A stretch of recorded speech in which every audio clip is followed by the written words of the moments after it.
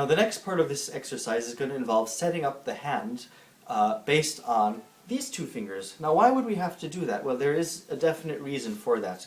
You know, some people have pinkies that are quite short, and if they set up their hand with the first finger in place, reaching is really hard. It's practically impossible, and they have to stretch all the time, and that causes tension in the left hand. So you'll have to just kind of judge for yourself. Is your pinky short in relation to the ring finger? My pinky is not that short, and yet still I have the problem where I have to do this particular exercise to set my hand.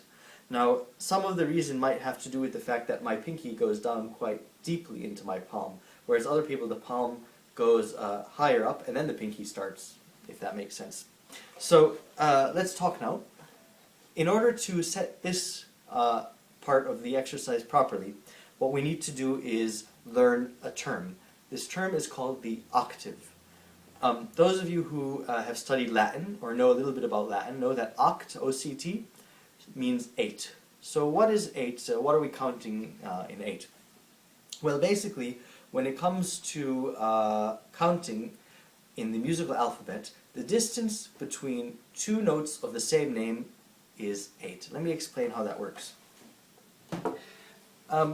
If we were to start in the musical alphabet and sing it, we would have A, B, C, D, E, F, G, A, B, C, D, E, F, G, A, B, C, D, you get the idea. So what happens is that we don't have H, I, J, K, L, M, N, O, P or any of that stuff.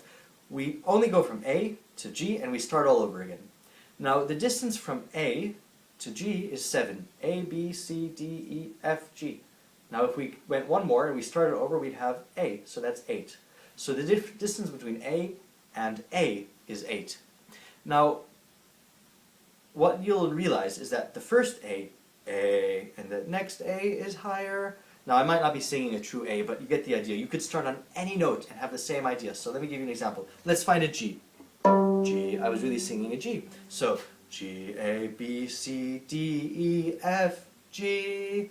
G, A, B, C, D, E, F, G. So we're going from a G to a G. Those are tones which represent an octave. If an old man sings G and a younger man sings G and they sing it together, they're singing in octaves. And the same can be applied of, as I said before, any note of any name. So A, B, B, you get the idea. So let's learn how to play those.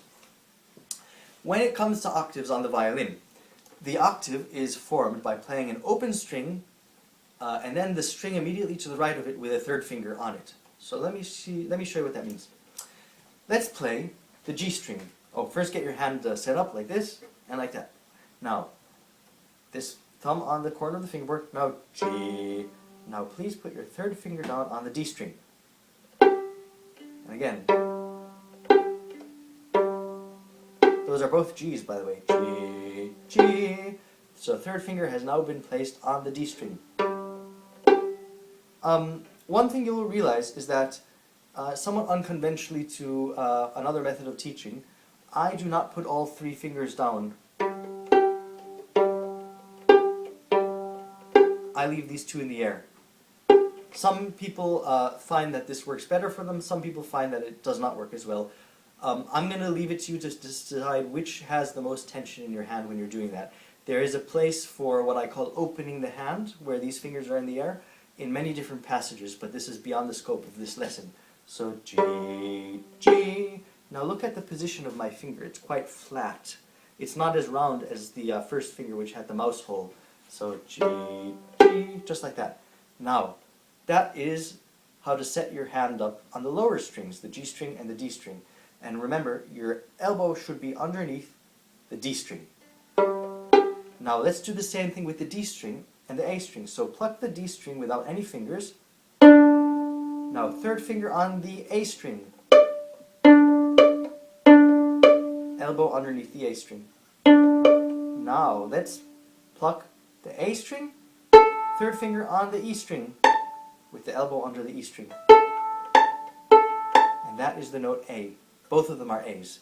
So let's review. Let's go back to the lower string. So third finger will be on the D string. You'll pluck the G string and the D string.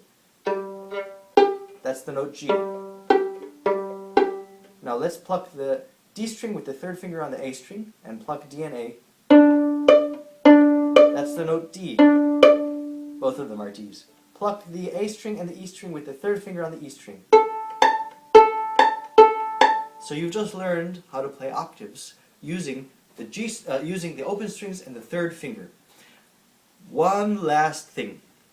This is really hard because, well, quite frankly, most beginners don't like to do it, and it's hard for a reason, because the pinkies are our weakest fingers. We can play what's called unisons. A unison is a note of the same name that's just repeated. So instead of going from a low note to a high note, we can go to the same note, whatever that note is. And this is another way to set up your hand with your fourth finger. Now we can't do this on all of the strings, but we can do it on 3 of the strings. Let's start by putting our fourth finger on the A string. Now look for that rounded pinky, very round, and your elbow is going to really come around to the right for this. My hand is completely open. I would not advise putting all 4 fingers down. However, if you find that works for you, go for it, but it doesn't work for my hand position, especially if I want to have a round pinky. Doesn't happen for me. There's no round pinky this way for me. It's going to be flat, and that causes problems in other avenues. So now we're going to go backwards. I'd like you to pluck the E string, no fingers. Now, fourth finger on the A string, as round as you can. Did you notice it's the same note? E and E.